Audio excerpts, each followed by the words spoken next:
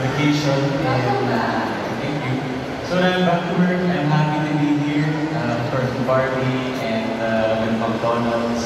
And yun din, Glorieta. I think it's been a while since I last came here. Alala ko, kasama ko yung lola ko before. Nag-ingot-ingot lang kami, kumakain. So yun, and then I'm also happy to see the fans. Hello. May point kayo dyan, guys. May point yan. And I love it, no? Kasama ko yung comeback sa Glorieta. Yes. A long time. McDonald's. Yes. Full circle, no? Very full circle for the My McDonald's Rewards launch. And we're so happy nandito kayo because this is such a big moment. And I'm sure, pati kayo, alam niyo naman yung importance ng loyalty.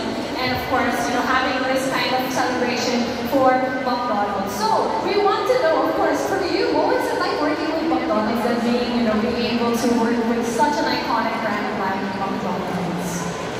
Well, yes, I have to agree with you. It's indeed a very iconic brand. So honestly, nung first shoot namin for McDonald's, aminin ko na-intimidate ako kasi hindi ko alam how they would be with us, how they would treat us, ganyan. Kasi nga, McDonald's sila eh. So parang sabi ko, shocks, kailangan, I really have to bring my A-game talaga kasi they entrusted us with the brand.